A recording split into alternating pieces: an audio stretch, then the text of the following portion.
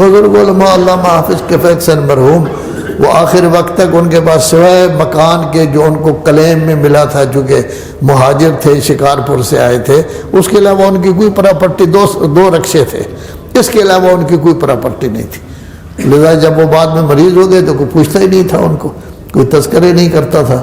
تو اصل چیز یہی ہے کہ اللہ کے لیے پڑھ رہے ہیں، دین کے لیے پڑھ رہے ہیں، اس لیے پڑھ رہے ہیں کہ ہم دین کی خدمت کریں گے، دین کی تعلیم کی تبلیغ کریں گے، جو کچھ ہم پڑھیں گے ہم لوگوں تک پہنچائیں گے، ثواب بھی ہوگا، عزت بھی ہوگی۔ آیت اللہ محسن حکیم مرحوم تو خیر کھاتے پیتے گھرانے سے تعلق رکھتے تھے، آغا خوئی کی تو کوئی مالیت نہیں تھی، لیکن اللہ نے اتنی عزت دی ہے، اتنی عزت دی ہے کہ جب نجف کا نام آتا ہے تو آغا خوئی کا نام آتا ہے کہ وہ علم کے سمندر تھے، علم کے پہاڑ تھے، ان کے بارے میں کہا جاتا ہے، کسی اور کے بارے میں نہیں کہا جاتا۔ آج آیت اللہ سستانی جیسی شخصیت موجود ہے۔ آیت اللہ عابد بشیر صاحب تو کوئی امیر آدمی نہیں تھے، یہاں باٹا پور کے رہنے والے تھے، ایک کوارٹر چھوٹا سا تھا، اس میں رہتے تھے۔ آئے ہیں وہ انڈیا سے، تو پھر بعد میں پاکستان بننے کے بعد یہاں رہے۔ اللہ نے کتنی عزت دی ہے۔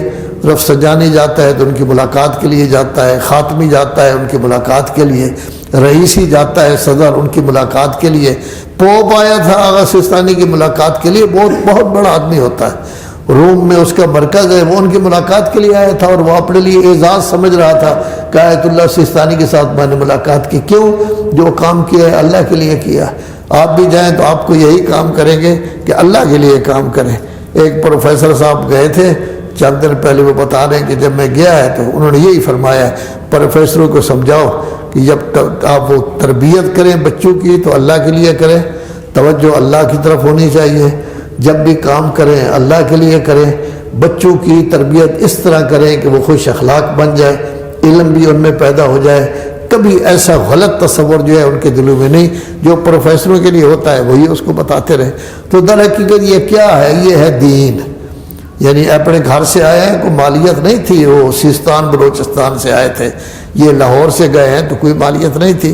آغا اسحاق فیاض کوئٹہ کے رہنے والے تھے، ویسے افغانی ہیں، کوئی مالیت نہیں تھی۔ اس زمانے میں ان کی کتاب چھپی تھی، محاضرات کی 3ری جلد آغا خوئی کی تقریرات، پیسے انہوں نے پہلے لے لیے تھے۔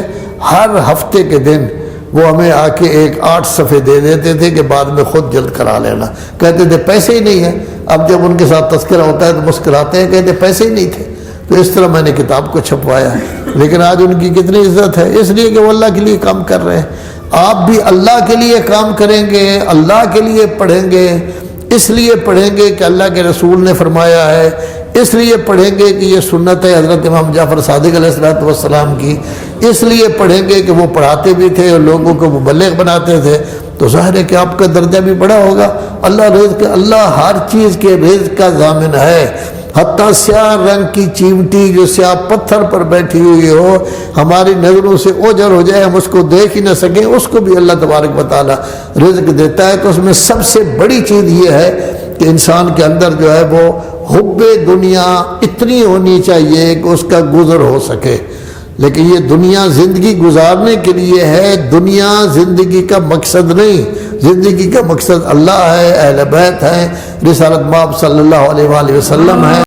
اب آپ ابھی طالب علم ہیں، ابتدائی کلاس میں ہیں، 2ری کلاس میں ہیں، آپ لمحہ تک پہنچ گئے ہیں، ایم اے تک پہنچ گئے ہیں، کچھ ہے، یہ وقت ہے آپ کی تربیت کا، کہ آپ اپنی تربیت بھی کر رہے ہیں، استاد بھی آپ کی تربیت کر رہا ہے، یہاں کا معاشرہ بھی آپ کی تربیت کر رہا ہے۔ یہ بزرگان مومنین جو آتے ہیں، آپ اور وہ اکٹھے کھڑے ہوتے ہیں، ایک ہی صف میں کھڑے ہوتے ہیں، وہ آپ کی تربیت کر رہے ہیں، آپ ان کی تربیت کر رہے ہیں۔ کیا حب دنیا ہے؟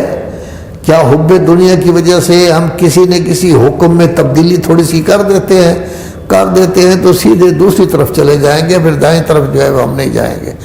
آیا اللہ کے حکم کو ہم ٹھیک ٹھاک بتاتے ہیں، صحیح طور پر بتاتے ہیں؟